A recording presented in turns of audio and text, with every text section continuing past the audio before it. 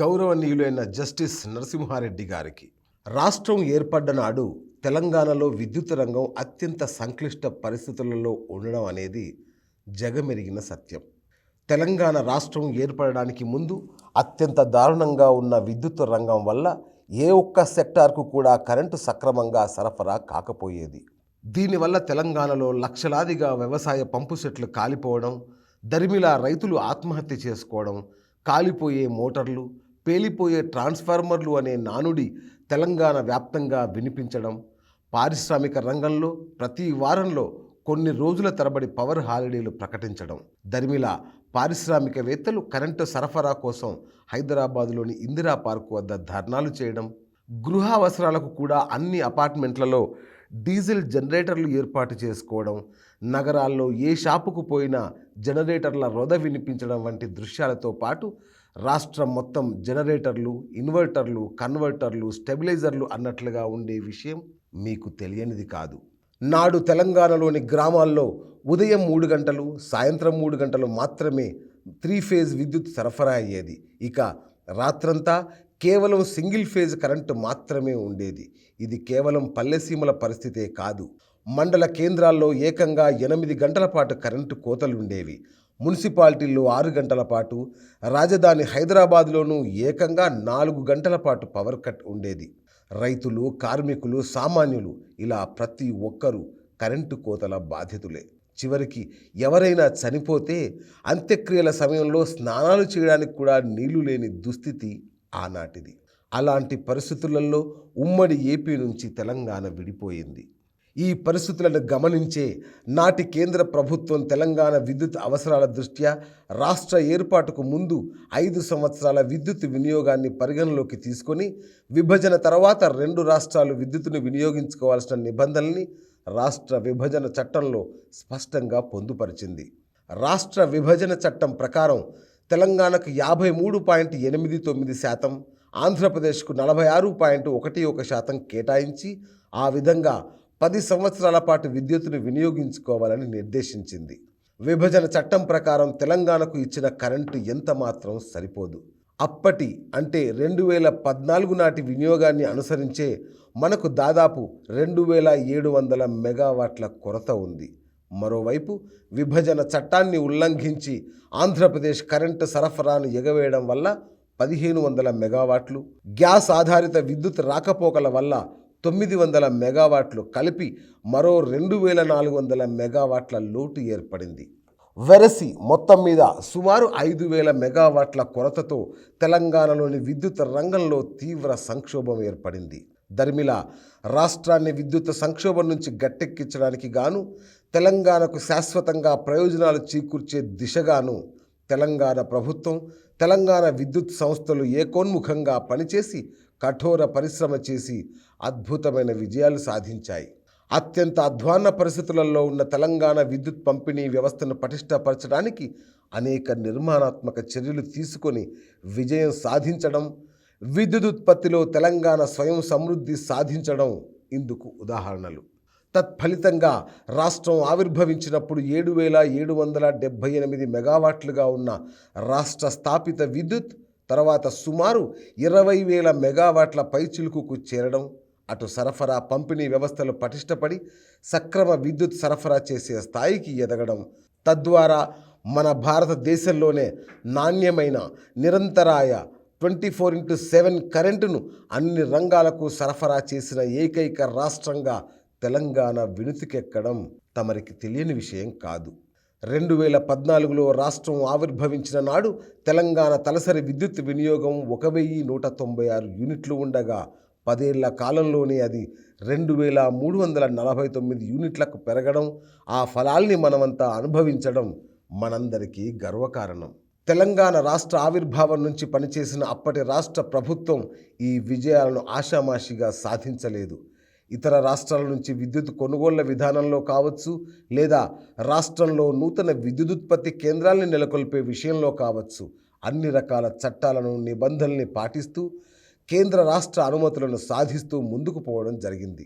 Electricity act 2003ను అనుసరిస్తూ వీటన్నింటికీ అవసరమైనటువంటి కేంద్ర ప్రభుత్వ సంస్థల, రాష్ట్ర ప్రభుత్వ సంస్థల నుంచి అన్ని రకాల అనుమతులను పొంది ముందుకు పురోగమించడం జరిగింది. ఇది కాకుండా ఎలక్ట్రిసిటీ యాక్ట్ 2003 ప్రకారం ఏర్పడిన న్యాయ ప్రతిపత్తి కలిగిన స్టేట్ ఎలక్ట్రిసిటీ రెగ్యులేటరీ కమిషన్ యొక్క తీర్పులకు లోబడే అన్ని చర్యలు తీసుకోవడం జరిగింది. అట్టి చర్యలపై ఏదేని ఒక వ్యక్తికి కానీ లేదా వ్యక్తులకు కానీ సంస్థలకు కానీ అభ్యంతరాలు ఉన్న ఎడల ఈఆర్సీలు నిర్వహించే పబ్లిక్ హియరింగుల్లో తమ ఆక్షేపణలు తెలియజేయవచ్చు. ఏదేని విషయంపై వారి అభ్యంతరాలకు వ్యతిరేకంగా ఈఆర్సీ తీర్పు వెలువడినచో వారు ఎలక్ట్రిసిటీ అప్పీలేట్ ట్రిబ్యునల్కు అప్పీలు చేసుకోవచ్చు.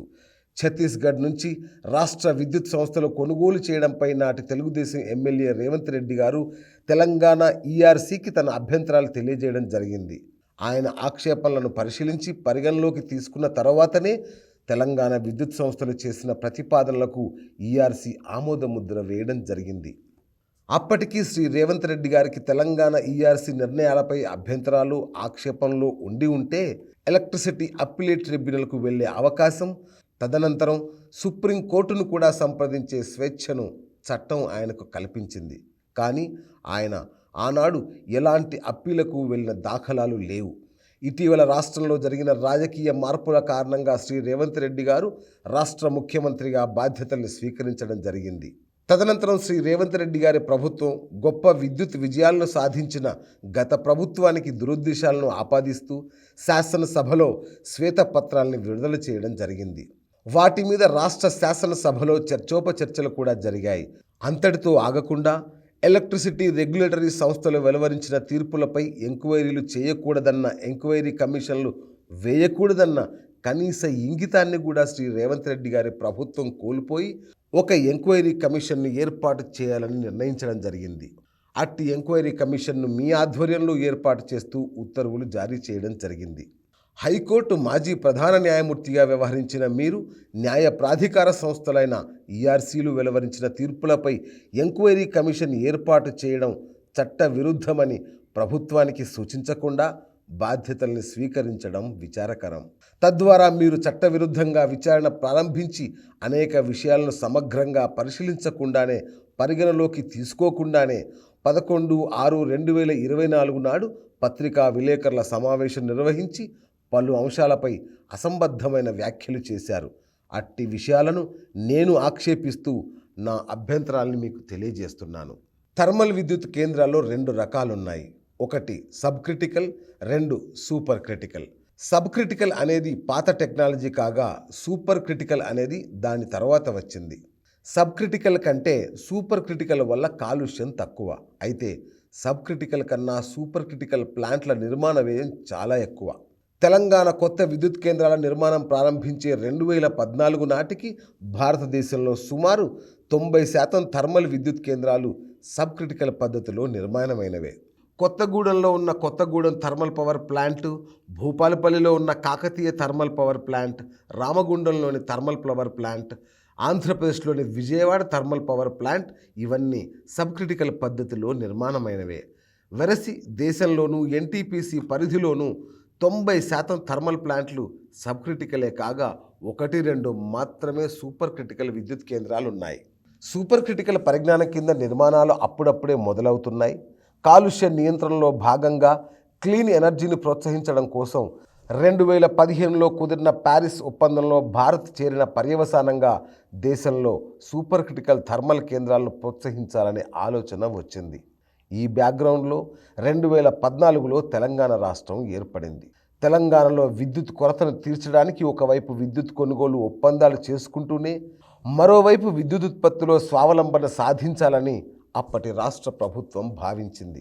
ఇందులో భాగంగా వీలైనంత వేగంగా కొత్త థర్మల్ విద్యుత్ కేంద్రాలను నిర్మించాలని నిర్ణయించింది. అప్పటికి దేశంలో భారీ విద్యుత్ కేంద్రాల నిర్మాణంలో పేరెన్నిక గల సంస్థ భారత్ హెవీ ఎలక్ట్రికల్ లిమిటెడ్. కేంద్ర ప్రభుత్వ రంగ విభాగం అయిన అది నవరత్నాల్లో ఒకటి. BHELకున్న పేరు ప్రఖ్యాతుల దృష్ట్యా తెలంగాణలో కొత్త థర్మల్ విద్యుత్ కేంద్రాల నిర్మాణానికి దాన్ని సంప్రదించడం జరిగింది. మా రాష్ట్రానికి విద్యుత్ అవసరం చాలా ఎక్కువగా ఉంది. సత్వరమే విద్యుత్ కేంద్రాల నిర్మాణం జరగాల్సి ఉంది. మీరు చేయగలరా అని ఆరా తీయడం జరిగింది. దానికి BHEL వారు మా వద్ద సబ్ క్రిటికల్ విద్యుత్ కేంద్రాల నిర్మాణానికి సంబంధించిన సామాగ్రి సిద్ధంగా ఉంది.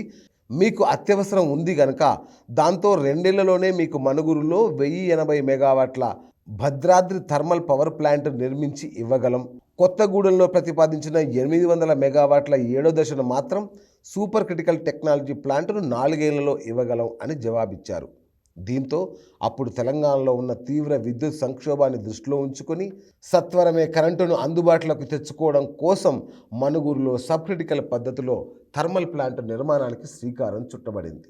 అసాధారణ పరిస్థితులలో కొన్ని అసాధారణ నిర్ణయాలు తీసుకోవాల్సి వస్తుంది. కరెంటు విషయంలో ఆనాడు తెలంగాణ అలాంటి అసాధారణ సంక్షోభంలోనే ఉంది. అదీగాక 2014 నాటి సబ్ క్రిటికల్పై ఎలాంటి నిషేధం కానీ నియంత్రణ కానీ లేదు. 2017 వరకు అమల్లో ఉండే 12వ పంచవర్ష ప్రణాళిక కూడా సబ్ క్రిటికల్ థర్మల్ ప్లాంట్లు నిర్మించుకోవచ్చని పేర్కొంది. అయితే మీరు 11/6/24 రోజు నిర్వహించిన విలేకరుల సమావేశంలో నేను పైన తెలిపిన ఏ విషయాన్ని పరిగణలోకి తీసుకోకుండా భద్రాద్రి సబ్ క్రిటికల్ థర్మల్ స్టేషన్పై విపరీత వ్యాఖ్యలు చేశారు. భద్రాద్రి సబ్ క్రిటికల్ థర్మల్ విద్యుత్ కేంద్రాన్ని ప్రారంభించిన నాటికి మన రాష్ట్రంతో పాటు యావత్తు దేశ విద్యుత్ రంగమే 90% సబ్ క్రిటికల్ థర్మల్ స్టేషన్ల విద్యుత్ ఉత్పత్తిపైనే ఆధారపడి ఉందన్న సంగతిని మీరు పూర్తిగా విస్మరించారు. ఒకవైపు దేశంలో 90% సబ్ క్రిటికల్ ప్లాంట్లే ఉండగా తెలంగాణ ప్రభుత్వం ఒక్కటే సబ్ క్రిటికల్ ప్లాంట్ పెట్టించినట్టు చేయరాని తప్పు ఏదో చేసినట్లు మీరు మాట్లాడిన తీరు దురుద్దేశాన్ని బయటపెట్టింది. 2017 వరకు అమల్లో ఉండే పంచవర్ష ప్రణాళికలో కూడా సబ్ క్రిటికల్ విద్యుత్ కేంద్రాలపై ఎలాంటి ఆంక్షలు లేవన్న వాస్తవాన్ని మీరు విస్మరించారు. కేంద్ర ప్రభుత్వం మరియు రాష్ట్ర ప్రభుత్వాలకు చెందిన అవసరమైన అన్ని చట్టబద్ధ సంస్థల నుంచి అనుమతులు ఆమోదాలు పొందిన తర్వాతనే Bhadradri sub critical thermal station పని ప్రారంభించి విజయవంతంగా నిర్మాణం పూర్తి చేసి ప్రజలకు అంకితం చేసిన సంగతిని మీరు విస్మరించడమే కాకుండా అప్పటి రాష్ట్ర ప్రభుత్వం ఏదో తప్పు చేసిందనే విధంగా వ్యాఖ్యలు చేసి దురుద్దేశాలను ఆపాదించారు. అందువల్ల మీరు ఈ అంశాన్ని విచారించే విచారణార్హతను కోల్పోయారు. కాబట్టి మీరు మీ బాధ్యతల నుంచి విరమించుకోవాలని నేను విజ్ఞప్తి చేస్తున్నాను.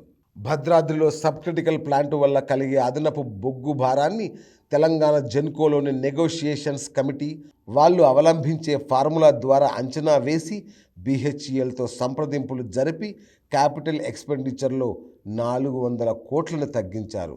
అందుకు BHEL అంగీకరించిన తర్వాతనే భద్రాద్రి ప్లాంట్ పనులు ప్రారంభించబడ్డాయి. ఈ వాస్తవాన్ని మీరు విస్మరించి మీకై మీరే ఒక ప్రాథమిక అంచనాకు వచ్చి సబ్ క్రిటికల్ ప్లాంటు తద్వారా రాష్ట్రానికి ఏదో భారీ నష్టం వాటిల్లిందన్నట్టుగా అసంబద్ధ వ్యాఖ్యలు చేశారు. మీరు చేసిన ఈ వ్యాఖ్యలు అసమంజసం. కనీస పరిజ్ఞానం ఉన్న ఎవరూ కూడా వీటిని అంగీకరించరు. ఈ కారణం చేత కూడా మీరు విచారణార్హతను కోల్పోయినందువల్ల ఈ బాధ్యత నుంచి విరమించుకోవాలని నేను విజ్ఞప్తి చేస్తున్నాను. భద్రాద్రి థర్మల్ ప్లాంట్ నిర్మాణం చేపట్టే దశలో తెలంగాణ రాష్ట్రం తీవ్ర విద్యుత్ లోటుతో ఉందన్నది అందరికీ తెలిసిందే. ఆ సందర్భంలో రాష్ట్ర ప్రజల అవసరాలు తీర్చడానికి పీక్ లోడ్ లాంటి అత్యవసర పరిస్థితుల్ని అధిగమించడానికి తెలంగాణ విద్యుత్ సంస్థలు గత్యంతరం లేక అధిక ధరలకి పవర్ ఎక్స్చేంజీల ద్వారా కరెంటు కొనుగోలు చేసిన సంగతి కూడా అందరికీ తెలుసు. అదే సమయంలో BHEL ముందుకొచ్చి కేవలం 2 ఏళ్లలోనే ప్లాంట్ సిద్ధం చేస్తామని లిఖితపూర్వకంగా హామీ ఇచ్చిన దరిమిలా అధిక ధరల భారం రాష్ట్రం మీద పడకుండా ఉండడానికి BHELకు నామినేషన్ పద్ధతిలో భద్రాద్రి పనుల్ని అప్పగించడం జరిగింది. దీంతో పాటు మరొక ముఖ్య విషయం ఏంటంటే తెలంగాణ ఉద్యమ సమయం నాటి నుంచి నేటి వరకు ప్రభుత్వ రంగ సంస్థల్ని ప్రోత్సహించడం మా పార్టీ పాలసీ కాబట్టి BHEL కేంద్ర ప్రభుత్వ రంగ సంస్థ కాబట్టి ఆ సంస్థకు నామినేషన్ పద్ధతిపై పనులు ఇవ్వడం జరిగింది. విలేకరుల సమావేశంలో మీరు చెప్పినట్టుగానే BHEL 2 సంవత్సరాల్లోనే ప్లాంట్ నిర్మాణం పూర్తి చేసి ఇస్తామని లిఖితపూర్వకంగా హామీ ఇవ్వడం వల్ల వారికి పనులు అప్పగించడం జరిగింది. అయితే మీరు చేసిన వ్యాఖ్యల్లో సత్వరం అవుతుందని ఇచ్చారు కానీ అనుకున్నంత వేగంగా అది పూర్తి కాలేదన్నట్టు, దానికి కూడా ప్రభుత్వానిదే బాధ్యత అన్నట్టు మీరు మాట్లాడారు. ఇలా మాట్లాడేటప్పుడు భద్రాద్రి మీద ఎన్‌జీటీ విధించిన స్టే ఆర్డర్‌ను గానీ, కరోనా మహమ్మారి వల్ల కలిగిన అంతరాయాన్ని కానీ మీరు పరిగణలోకి తీసుకోకపోవడం దురదృష్టకరం. 2014లో రాష్ట్రంగా ఏర్పడిన తర్వాత తెలంగాణ ఎంతటి తీవ్ర కరెంటు సంక్షోభాన్ని ఎదుర్కొన్నదో నేను మీకు ముందే వివరించాను. అప్పటికి తెలంగాణ నేషనల్ గ్రిడ్ కనెక్ట్ కాకుండా కేవలం దక్షిణ గ్రిడ్లోనే ఉంది. దీంతో ఈ కరెంటు లోటును పూడ్చడానికి దక్షిణాదిలో ఎక్కడైనా విద్యుత్ అందుబాటులో ఉందా పరిశీలించాలని అప్పటి మా ప్రభుత్వం విద్యుత్ సంస్థల్ని ఆదేశించింది. దక్షిణాది రాష్ట్రాల్లో ఎక్కడా కరెంటు అందుబాటులో లేదని వారి అధ్యయనంలో తేలింది. దీంతో ఇతర గ్రిడ్లలో ఉన్న రాష్ట్రాన్ని ఎక్కడైనా విద్యుత్ అందుబాటులో ఉందా అన్నది పరిశీలించాల్సిందిగా అప్పటి ప్రభుత్వం ఆదేశించింది. మనకు పొరుగునే ఉన్న ఛత్తీస్గఢ్లో మిగులు విద్యుత్ ఉన్నట్లు అధికారుల దృష్టికి వచ్చింది. దీంతో ఛత్తీస్గఢ్ నుంచి విద్యుత్ తీసుకునే సాధ్యాలపై ఆ రాష్ట్రంతో తెలంగాణ ప్రభుత్వం విద్యుత్ సంస్థల అధికారులు సంప్రదింపులు జరిపారు. 2 రాష్ట్రాల అధికారుల మధ్య చర్చోపచర్చల అనంతరం ఛత్తీస్గఢ్ మొదట 1000 మెగావాట్లు, భవిష్యత్తులో అవసరమైతే మరో 1000 మెగావాట్లు ఇవ్వడానికి సంసిద్ధత వ్యక్తం చేసింది. ఆ తరువాత 3/11/2014 తేదీ నాడు రాయ్పూర్లో జరిగిన సమావేశంలో ఛత్తీస్గఢ్ నుంచి తెలంగాణ 1000 మెగావాట్ల కరెంటు కొనుగోలు చేసేందుకు ఎంఓయూ కుదుర్చుకోవడం జరిగింది. ఈ సమయంలోనే ఛత్తీస్గఢ్ ప్రభుత్వం మరో 1000 మెగావాట్లు సమకూర్చడానికి తాము సిద్ధంగా ఉన్నట్లు మరోసారి సుముఖత వ్యక్తం చేసింది. అయితే ఛత్తీస్గఢ్ నుంచి తెలంగాణకు విద్యుత్ సరఫరా చేసేందుకు ట్రాన్స్మిషన్ లైన్లు లేవు. అదే సమయంలో కేంద్ర ప్రభుత్వ రంగ సంస్థ అయిన power grid corporation of India limited మహారాష్ట్రలోని వార్ధా నుంచి డిచ్పల్లి వరకు లైన్ నిర్మాణం ప్రారంభించింది. దాని ద్వారా ఛత్తీస్గఢ్ కరెంటు తెలంగాణకు తీసుకొచ్చే వీలుందని తెలుసుకున్న అప్పటి తెలంగాణ ప్రభుత్వం, తెలంగాణ విద్యుత్ సంస్థల అధికారులు పీజీసీఐఎల్తో సంప్రదింపులు జరిపారు. ఆ లైన్ నిర్మాణం సత్వరం పూర్తి కావడానికి భూసేకరణ మొదలైన అంశాల్లో సహాయ సహకారాలు అందజేశారు. అప్పటికే ఆ సమయంలో పీజీసీఐఎల్ నిర్మిస్తున్న ఈ లైన్లో దక్షిణాది రాష్ట్రాలు పోటాపోటీగా కారిడార్ బుక్ చేసుకోవడం మొదలైంది. లైన్ నిర్మాణం పూర్తి కాకున్నా ఇతర రాష్ట్రాలు చేస్తున్నాయి కనుక తప్పనిసరి పరిస్థితులలో తెలంగాణ కూడా కారిడార్ బుక్ చేసుకోవాల్సిన అవసరం ఏర్పడింది. ఛత్తీస్గఢ్ నుంచి తెలంగాణకు విద్యుత్తును తీసుకురావాలంటే డెడికేటెడ్ కారిడార్ అత్యవసరం. తెలంగాణకు కారిడార్ అవసరం అనుకుంటే ముందే తమతో ఒప్పందం చేసుకోవాలని, ఎల్టీఏ లేకుండా డెడికేటెడ్ లైన్ కేటాయించలేమని స్పష్టం చేస్తూ పీజీసీఐఎల్ 8/6/2016న తెలంగాణకు ఒక లేఖ రాసింది. రెఫరెన్స్తో పీజీసీఐఎల్ రాసిన లేఖను మీ పరిశీలన కోసం జతపరుస్తున్నాను. అయితే డెడికేటెడ్ లైన్ కోసం ఒప్పందం చేసుకోవాలంటే పీజీసీఐఎల్ విధించే షరతుల ప్రకారం మనం ఎవరి నుంచి విద్యుత్ కొనుగోలు చేస్తున్నామో వివరంగా పేర్కొని వారితో చేసుకున్న పవర్ పర్చేజ్ అగ్రిమెంట్ ప్రతిని కూడా సమర్పించాల్సి ఉంటుంది. అంటే మనం విద్యుత్ కొనే సంస్థతో పీపీఏ చేసుకుంటే తప్ప పీజీసీఐఎల్తో ఎల్టీఏ చేసుకోవడం సాధ్యం కాదని స్పష్టమవుతోంది. పీజీసీఐఎల్ విధించే మరొక నిబంధన ఏంటి అంటే కారిడార్ బుక్ చేసుకోవడానికి అది ఫస్ట్ కమ్ ఫస్ట్ సర్వ్ అనే పద్ధతిని పాటిస్తుంది. దక్షిణాదిలోని ఇతర రాష్ట్రాలు కూడా ఇదే లైన్ మీద వేగంగా ఎల్టీఏలు చేసుకోవడానికి ప్రయత్నాలు ప్రారంభించడం, ఒకసారి లైన్ నిర్మాణం పూర్తయితే ఆన్లైన్ విద్యుత్ కొనుగోలుదారులు ఒత్తిడి పెంచే అవకాశం ఉండటం వల్ల తెలంగాణ ప్రభుత్వం డెడికేటెడ్ కారిడార్ బుక్ చేసుకోక తప్పని పరిస్థితి ఏర్పడింది. ఆనాడు అత్యంత తీవ్ర కరెంటు సంక్షోభంలో చిక్కుకున్న తెలంగాణను దాని నుంచి బయట పడేయాలంటే ఛత్తీస్గఢ్ విద్యుత్ సంస్థలతో పీపీఏ చేసుకోవడం, ఆ పీపీఏను సమర్పించి పీజీసీఐల వద్ద కారిడార్ బుక్ చేసుకోవడం తప్ప తెలంగాణ ప్రభుత్వానికి, విద్యుత్ సంస్థలకి మరో మార్గం లేకపోయింది. పీపీఏ కుదుర్చుకునే సందర్భంలోనే తాము మార్వా విద్యుత్ కేంద్రం నుంచి కరెంటు ఇస్తామని ఛత్తీస్గఢ్ ప్రభుత్వం చెప్పడం, దాని నిర్మాణం కూడా ముగింపు దశలో ఉండడం, ఇంచుమించు అదే సమయానికి పీజీసీఐఎల్ లైన్ కూడా పూర్తయ్యే అవకాశం ఉండడంతో మార్వా విద్యుత్ కొనుగోలుకు పీపీఏ చేసుకోవడం జరిగింది. అయితే 11/6/2024 నాడు మీరు విలేకరుల సమావేశంలో మాట్లాడుతూ పైన నేను పేర్కొన్న అంశాలేవి ప్రస్తావించకుండా, పరిగణలోనికి తీసుకోకుండా మార్వా నుంచి విద్యుత్ కొనుగోలు వ్యవహారాన్ని తప్పుబట్టే విధంగా మార్వా పవర్ ప్లాంటే ఎగ్జిస్టెన్స్లో లేదన్నట్టుగా వ్యాఖ్యలు చేశారు. తెలంగాణ రాష్ట్రం ఛత్తీస్గఢ్తో చేసుకున్న ఎంఓయూలోనే అప్కమింగ్ మార్వా ప్రాజెక్టు అని స్పష్టంగా ఉంది. విద్యుత్ కొనుగోలు ఒప్పందాలన్నీ ప్లాంట్ల నిర్మాణం ప్రారంభించడానికి ముందే జరుగుతాయన్న వాస్తవాన్ని విస్మరించి మీరు మాట్లాడడం అత్యంత దురదృష్టకరం. ఛత్తీస్గఢ్ ప్రభుత్వం ఇచ్చిన హామీ, ఆ రాష్ట్ర విద్యుత్ సంస్థలతో కుదిరిన పీపీఏ ఆధారంగా పీజీసీఏఎల్తో 2000 మెగావాట్ల కారిడార్ను బుక్ చేయడం జరిగింది. ఛత్తీస్గఢ్ నుంచి విద్యుత్ సరఫరా ప్రారంభమైన తర్వాత 1000 మెగావాట్ల కారిడార్ను ఉపయోగించుకోవడం జరిగింది. మిగతా 1000 మెగావాట్లకు సంబంధించి ఛత్తీస్గఢ్ నుంచి ఆశించిన మేరకు కరెంటు సరఫరా కాకపోవడంతో రెండో 1000 మెగావాట్ల కారిడార్ను రద్దు చేసుకోవడం జరిగింది. ఈ క్యాన్సిలేషన్ వల్ల తెలంగాణ రాష్ట్ర విద్యుత్ సంస్థలకు ఎలాంటి ఆర్థిక నష్టము వాటిల్లలేదు. తెలంగాణలో ఉన్న అత్యవసర పరిస్థితుల్ని దృష్టిలో పెట్టుకుని ఆ సందర్భంలో రాష్ట్ర ప్రజలు పడుతున్న అవస్థల్ని పరిగణలోకి తీసుకొని అప్పటి ప్రభుత్వం చేపట్టిన చర్యల్ని అభినందించాల్సింది పోయి మీరు విమర్శలు చేయడాన్ని నేను దురదృష్టకరంగా భావిస్తున్నాను. అప్పుడు తెలంగాణ తీవ్ర విద్యుత్ సంక్షోభంలో ఉండటం, తెలంగాణకు ఒక వనరుగా ఉన్న సీలేరు విద్యుత్ కేంద్రాన్ని ఆంధ్రప్రదేశ్ గుంజుకుపోవడం, ఆంధ్రప్రదేశ్ నుంచి మన వాటాగా రావాల్సిన విద్యుత్ కూడా రాకపోవడం, ప్రైవేటు విద్యుత్ కేంద్రాల నుంచి తెలంగాణ వాటా తెలంగాణకు దక్కకుండా ఆంధ్రప్రదేశ్ ప్రభుత్వం పీపీఎల్ను రద్దు చేయడం, మరోవైపు కొనుక్కునేందుకు కూడా దక్షిణాది రాష్ట్రాల్లో ఎక్కడా కరెంటు లభ్యత లేకపోవడం, వీటన్నింటినీ పరిగణలోకి తీసుకొని ఛత్తీస్గఢ్ రాష్ట్ర విద్యుత్ పిఎస్యుల నుంచి సంప్రదింపుల ద్వారా విద్యుత్ కొనుగోలు చేయాలని అప్పటి తెలంగాణ ప్రభుత్వం, తెలంగాణ విద్యుత్ సంస్థలు నిర్ణయించాయి. ఈ నిర్ణయం తర్వాత కూడా ఒక రాష్ట్ర ప్రభుత్వం మరో రాష్ట్ర ప్రభుత్వంతో ఎంఓయు చేసుకోవడం, ఆ తర్వాత ఒక రాష్ట్ర ప్రభుత్వ విద్యుత్ సంస్థలు మరో రాష్ట్ర ప్రభుత్వ విద్యుత్ సంస్థలతో పీపీఏ చేసుకోవడం, ఆ పీపీఏల ఆధారంగానే కేంద్ర ప్రభుత్వ రంగ సంస్థ అయిన పీజీసీఏఎల్తో డెడికేటెడ్ కారిడార్ కోసం ఒప్పందం చేసుకోవడం జరిగింది. పీపీఏ కానీ ఎల్టీఏ కానీ అన్ని ప్రభుత్వ సంస్థల మధ్యనే కాబట్టి ఒప్పందాలు పూర్తి పారదర్శకతతో ఉంటాయనే ఉద్దేశంతో సంప్రదింపుల ద్వారా విద్యుత్ కొనుగోలు చేయడానికి నిర్ణయించడం జరిగింది.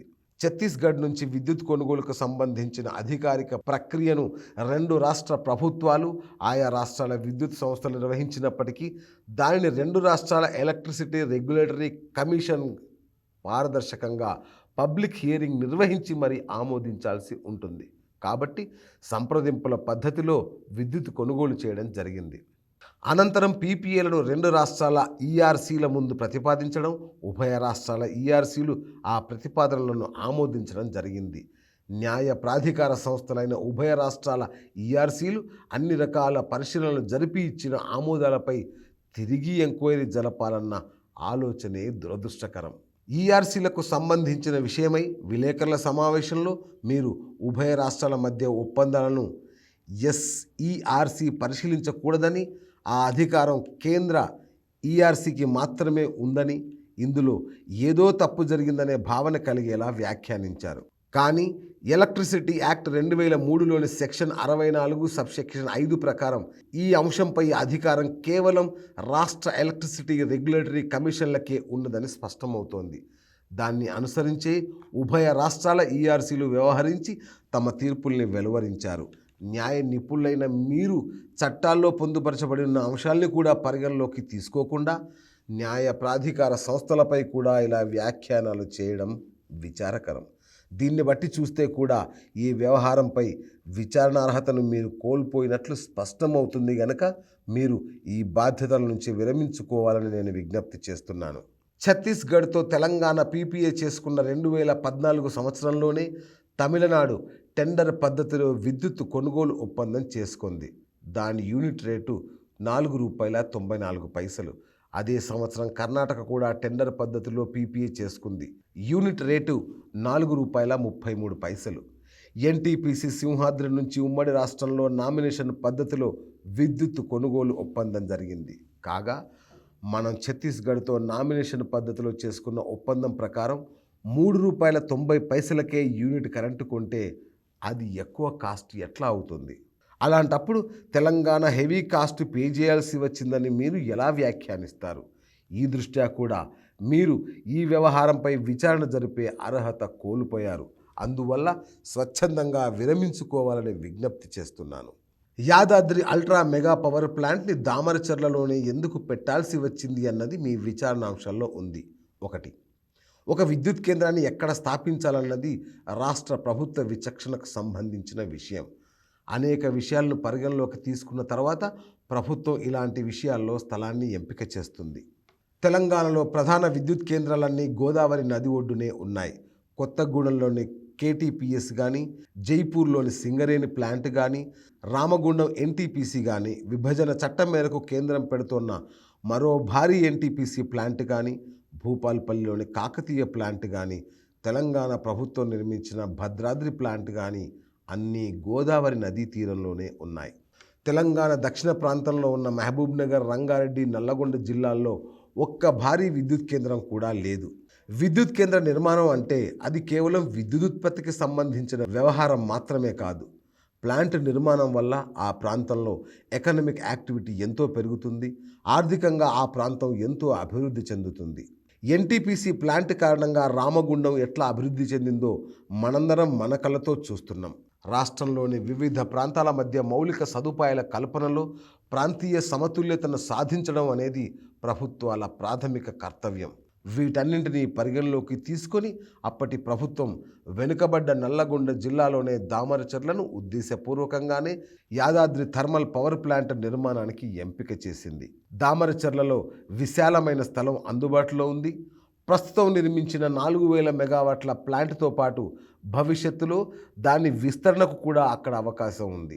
సోలార్ పవర్ ప్లాంట్ పెట్టుకోవడానికి కూడా దామరచర్లలో వెసులుబాటు ఉంది. దామరచర్లను ఎంపిక చేయడానికి మరికొన్ని వ్యూహాత్మక కారణాలు ఉన్నాయి. నేటి ఆధునిక జీవితంలో కరెంటు అన్నది అత్యవసరం. ఒక ప్రాంతంలో తీవ్రవాద సమస్య కానీ, ప్రకృతి విపత్తు కానీ తలెత్తి ఇబ్బంది ఏర్పడితే దాని తీవ్రతను మినిమైజ్ చేసేలా మరో ప్రాంతంలో మౌలిక సౌకర్యాలు నిర్మించుకోవడం అనేది ఏ ప్రభుత్వమైనా ముందు చూపుతో చేసే పని. తెలంగాణలోనే భారీ విద్యుత్ కేంద్రాలన్నీ గోదావరి తీరంలోనే ఉన్నందున తెలంగాణ దక్షిణ ప్రాంతానికి అనువుగా యాదాద్రి ప్లాంట్ నిర్మాణానికి దామరచర్లను ఎంపిక చేశాం. అప్పో సప్పో చేసి థర్మల్ పవర్ ప్లాంట్ని మనం నిర్మించుకోగలం. కానీ దానికి బొగ్గు కేటాయించాల్సింది మాత్రం కేంద్ర ప్రభుత్వమే.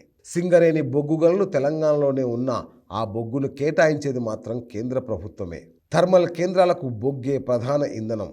ఒకవేళ ఏదేని కారణం వల్ల దేశంలో బొగ్గు కొరత ఏర్పడినా, కేంద్రం కేటాయించకపోయినా ఆ కారణంగా రాష్ట్రంలో విద్యుత్ సంక్షోభం తలెత్తే ప్రమాదం ఉంది. బొగ్గు గనుల కేటాయింపులో కేంద్రం వివక్ష చూపుతున్న సందర్భాల్ని మనం ఇటీవల గమనిస్తూనే ఉన్నాం.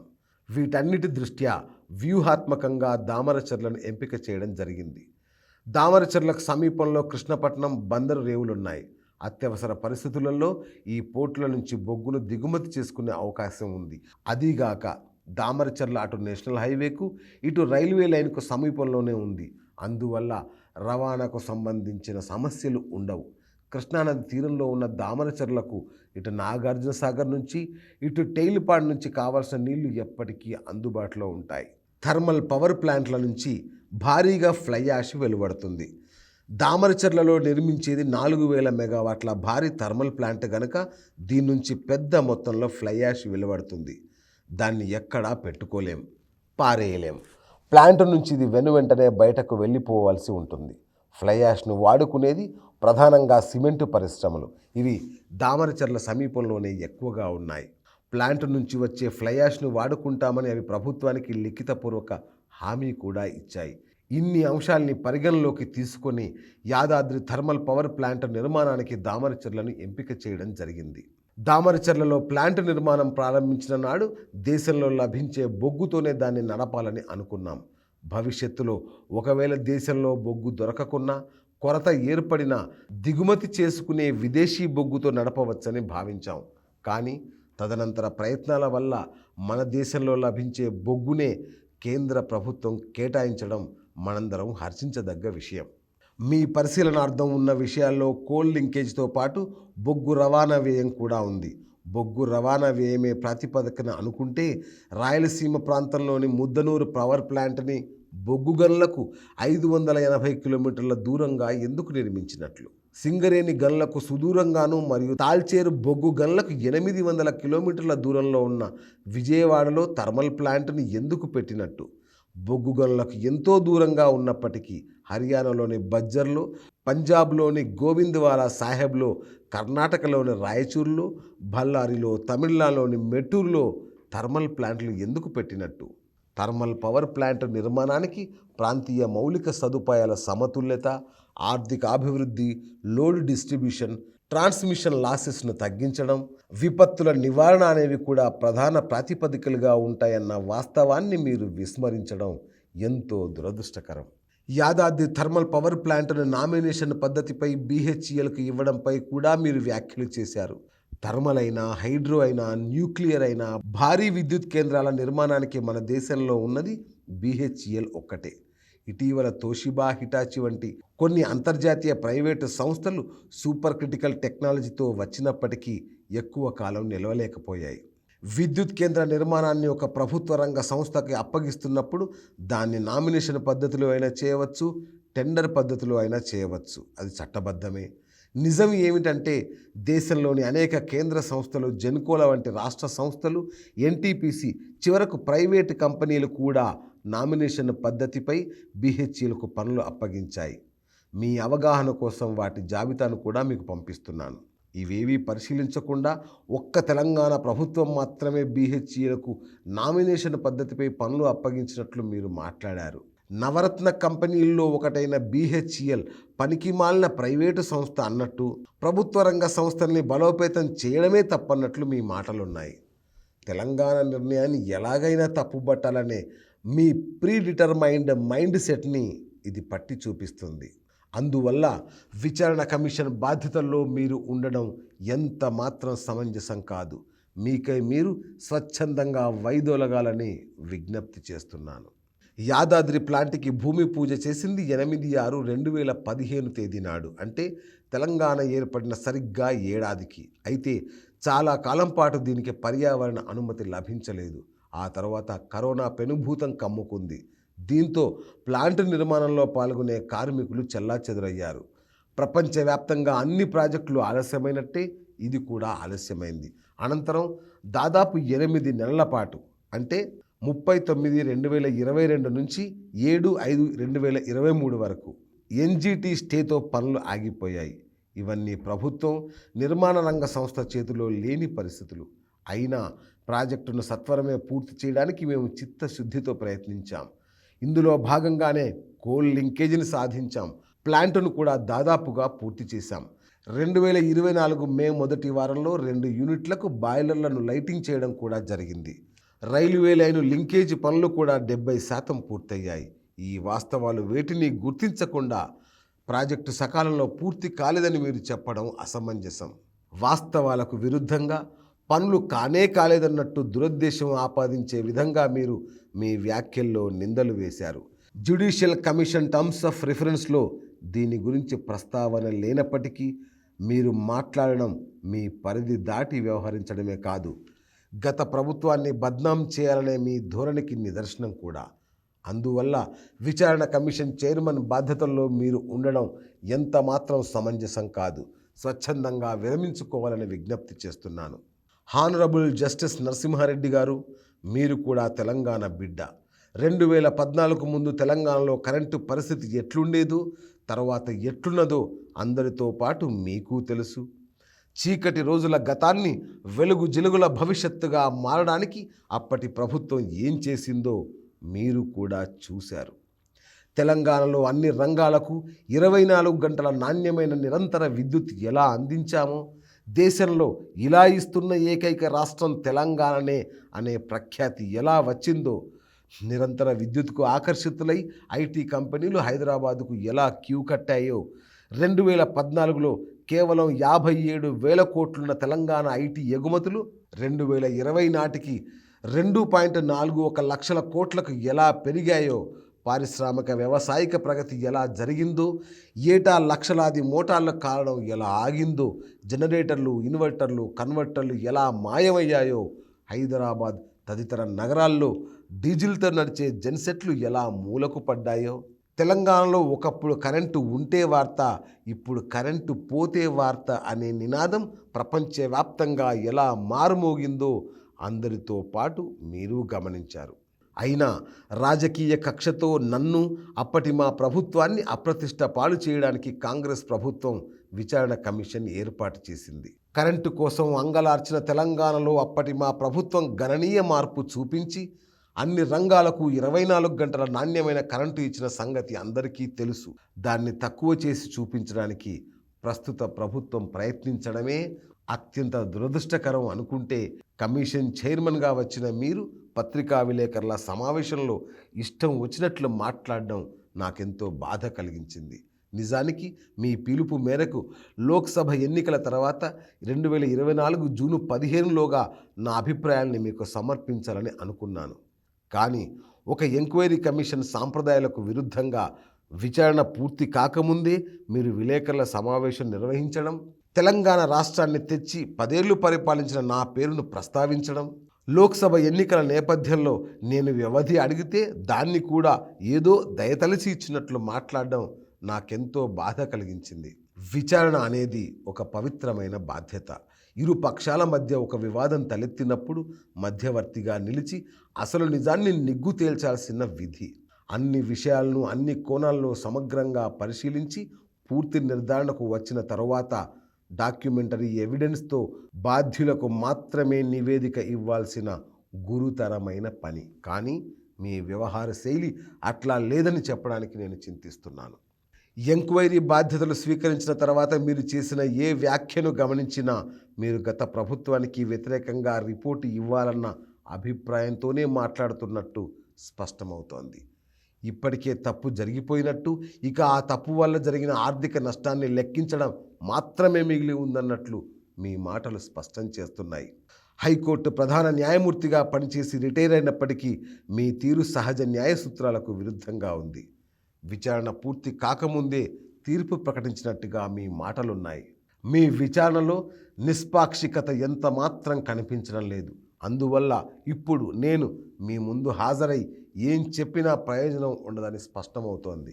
పైన పేర్కొన్న అన్ని అంశాలని పరిగణలోకి తీసుకొని మీరు ఈ ఎంక్వైరీ కమిషన్ బాధ్యతల నుంచి స్వచ్ఛందంగా వైదొలగాల్సిందిగా నేను వినయపూర్వకంగా విజ్ఞప్తి చేస్తున్నాను. ధన్యవాదాలతో కల్వకుంట్ల చంద్రశేఖరరావు, మాజీ ముఖ్యమంత్రి.